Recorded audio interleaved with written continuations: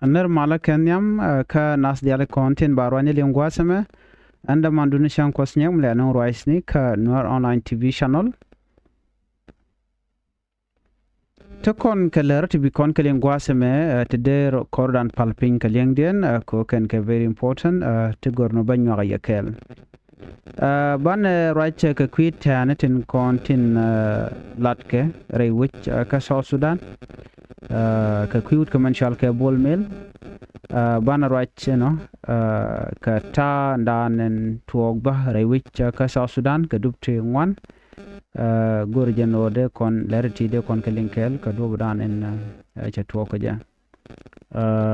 bana right ba ka tin ko kente de kon ka ling are ler kana mane kenyam gorjen o biaja ngajeno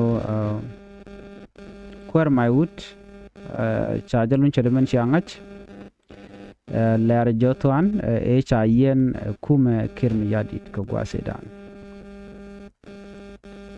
shikondi alte ka ngai chikumeran shodalat korpen te shiwe cha yen ne rewich ka juba kwal yen ka malakal gwad mi malat ke dol lat jetin gwad mi mo chikume mi roike kwang chorale gwad edanite kwarka meche jojo no shi kwang shorale den cha gorno dong be kwerem beje chol ko do mi chalat ke jeno i leer jotuane ramkel mushunkel ke kuma spelayo should take a message me shall circulate on social media take a screenshot ni ti shalat ko online ti shalat no kwa kanung ka whatsapp ito ka roinika ti sha gorno jen ibati ai ki bo ki Dr. Machar emishidame chabe jojo gwano sheremi just allegation ejen mgoron jeno ba leer jotuan ba je pin ta ndander to kwerkeja shoy chol chapel ka malakal gwazedane cha luk tenden after that cha chu yen je me cha yen cha yo nang ka juba cha yen ka blow house gwam me je ngai kon dialen wo dul yen ka me bej cirgamandana ngai kon diale en won winemi blue house den gwad yan kane dial ten rami mom mi shewo lo che malat ke kiir mayardit che jalok and then baji dilien namo che rol to wan che kenong gwazeme chikono ngaje gwano me chaje yen te ram chi jode chi top kata dande jelungeje but me shala ne kenya me chi tuɔɔk che jojo gwano chi family members ne de konti la shemane leer jock tintiek ba ke kume kiir chi garaj ba ke kiir mayardit no de leer jotuande jelun but gwazedan kan joden kanaling many me she Ezekiel got caught me chalat bonne ke message nyamano Ramadan ticket ko yan ke leer jotuan that was also allegation me can confirmed ka tayran chalat ke jen Ramadan chile we ba she wudu shal ke leer jotuan maiwut commissioner jueje lo kamrar ke tijen tele charges ti chalat no yan ke je ke kwingu ka ki ngum shoda lat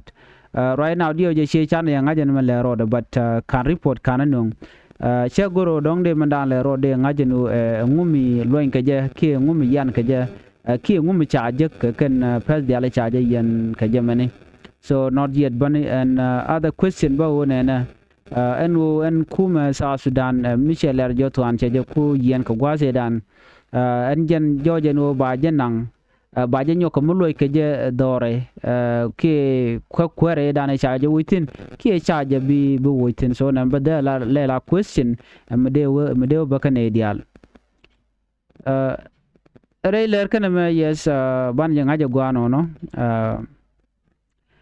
gwaza me madu de ko no nyok mukwen kon de la dung Dr. Machar ngai kon reng machar ke shenge dan cha dol chaje dul geje ci kon dialeng ano jen kana ji kwara dial ne de kono chaga yen kel chaga chekka ka chaga chekka ke roine te gweken o shika tuɔɔk ka roine to che jojo gwano si Dr. Machar che lara mi mom mi chal ke gwandwiri kan ne den kono ngwain ke ja ne te kon te testified ke te shi shari ndi gana top chit ke lead investigator wudu chal ke Basilio medane shi right re wiki juba malaro no riek machar kana je kwara te ka duer ka kwikore dana ci to kana se lo cha yu gan ba che ngai kono no gwanter bala ja gonya ka do dana gwi je jen o dare je yen ka ja duor che odi long ka kwi pot kang minister of petroleum ka ta dana cha jo gwan ga jen o jen ite ka yodu shop ka 30,000 teacher kam Nuer why army nyok ba chala nyok mulat ke jen o jen ite ka yodu che to ba 1,500 k yeah something like that and o shagala kam gok ke spiritual na to the ke whatever way dan jikan latin chakule joga notien ka confirmation no ti dial ti chakalat chikalaro yes special 30,000 US dollar ti chala no shi pot kan kanang chala no ngaja commissioner galwale ngaja ka commissioner galwale gwaze dan ngai kono no ran kumes pelayo and 30,000 ga joda na chalat airport by the way menang ka airport la na teach banati jeno ne ka yow kwagala nang de airport la de la ka tolka so mi jira mi dong mi jel ga yoto nganden ba yuku ba ka nguk yuku ga le jeni di ke juba airport no ko ta cha pot ka ngwa ga gwal cha gu jeno jen ko fan Nuer wa ami kan moje ka yoto ne ko biken kor biken auto ka ta dan jikan lat ke jen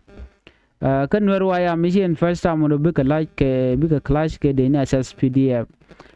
de ne jane to chicken nye ka kor gwan ber long ne ka gwaze da ne chi kor me je to ga je ko sen kore to ga 2013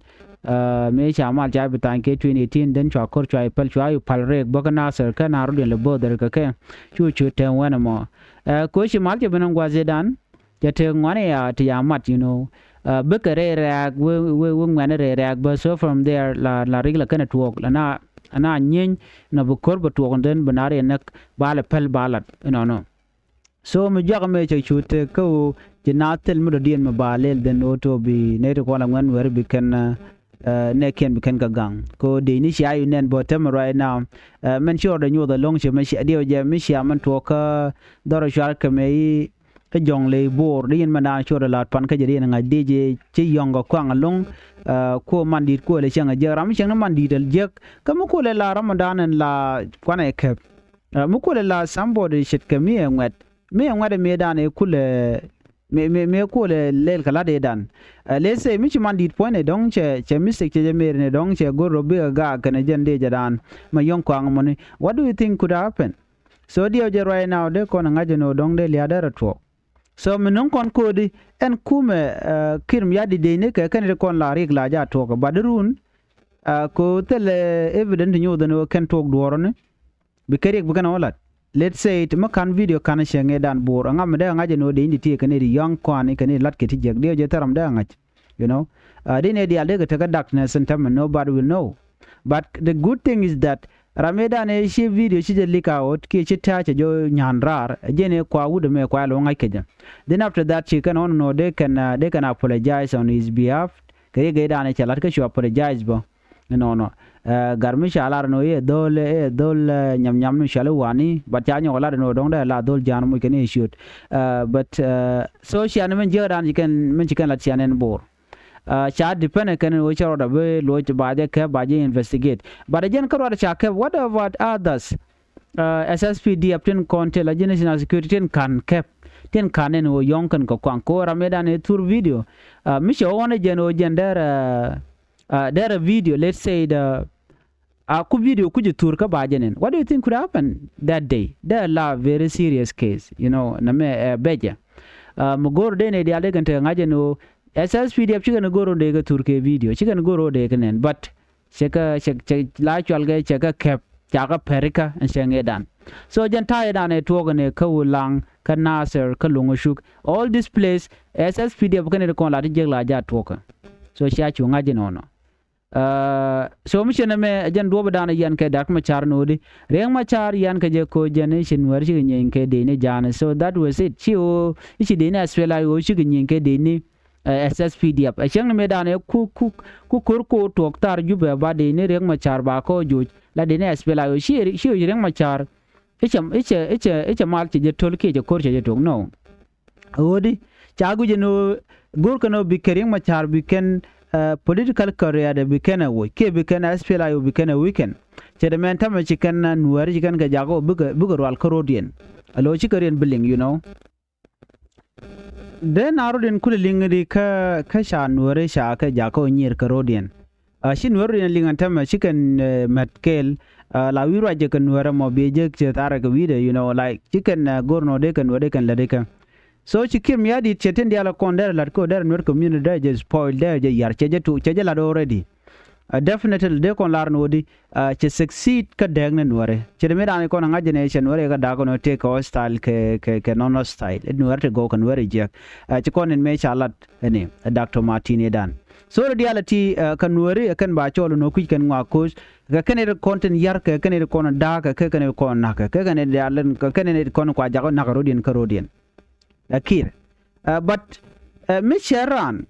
share ka queen Nuer dinde ngajo na me rame me sho bu Nuer bi ka mu gwa bi kan jek ko raina Nuer kan er kon shuni kan long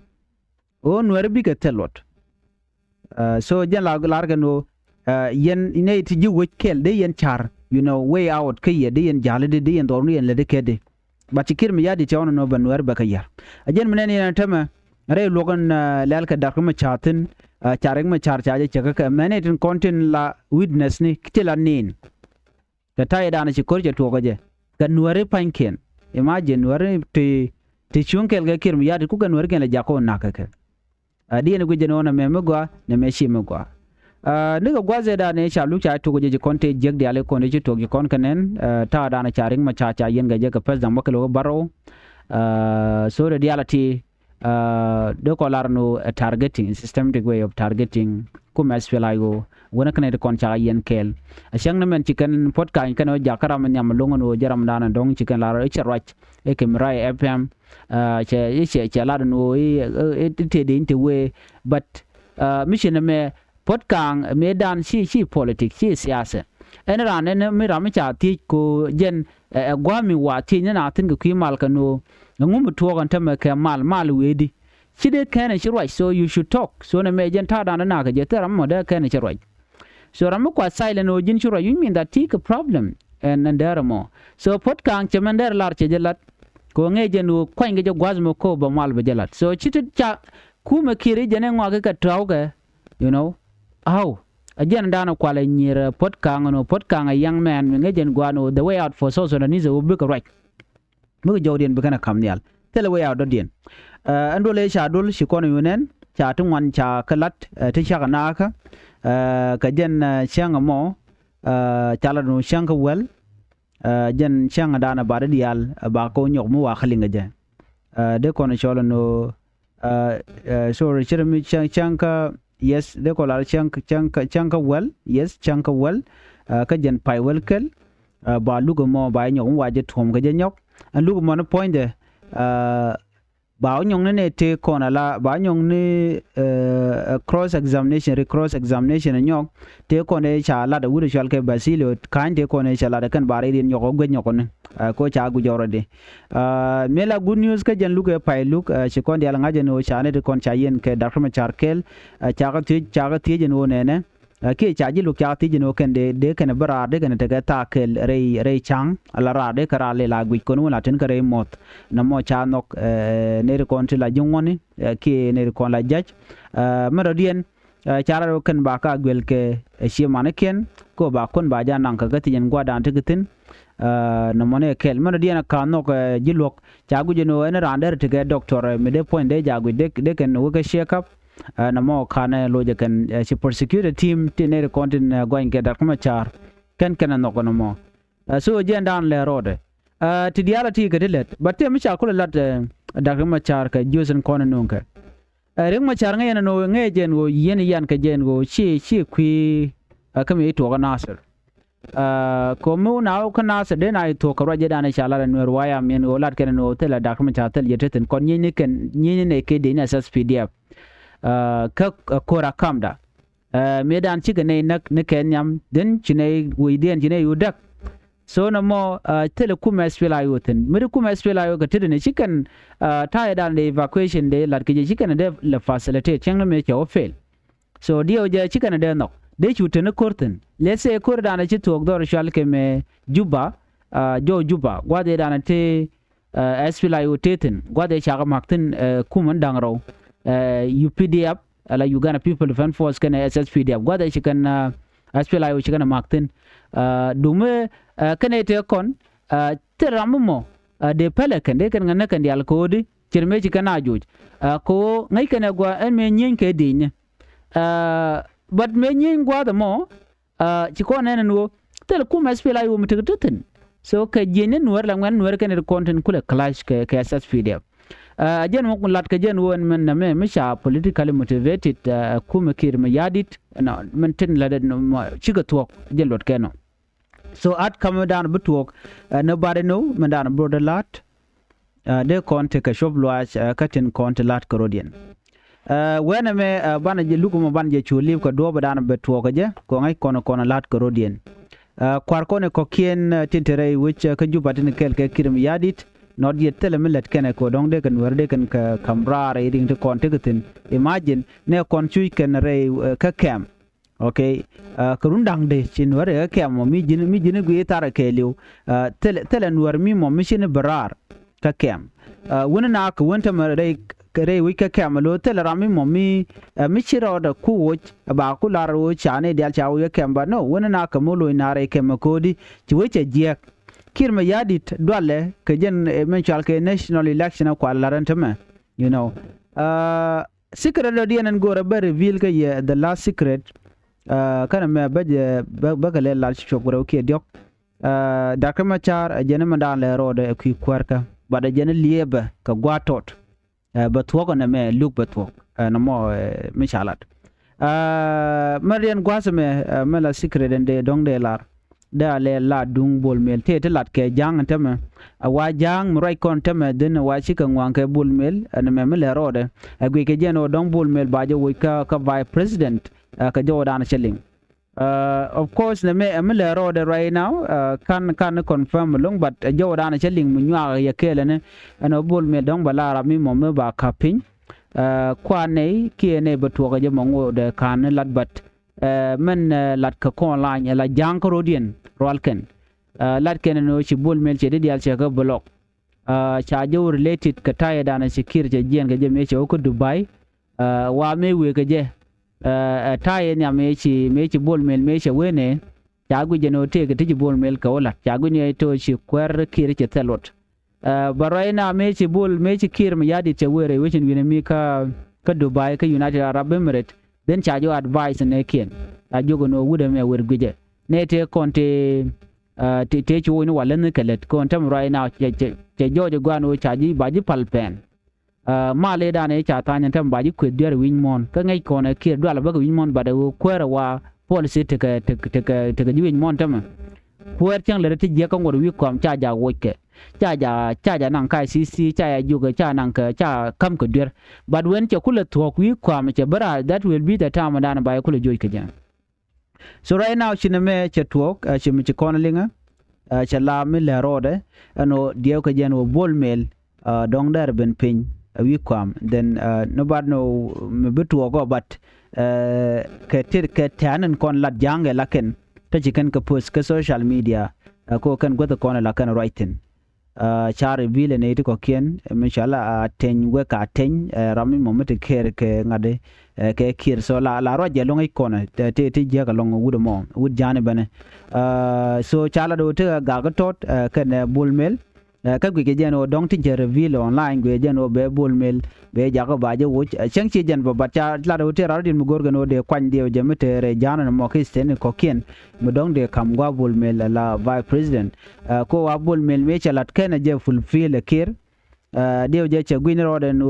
da dong de ko kien de kala jen mu wane ko kien wa ga no jemone so jen menen yen tut ka cha nyo mu lo ka jemo so to dialati gwe jeno bungan borin ger ka gwasen be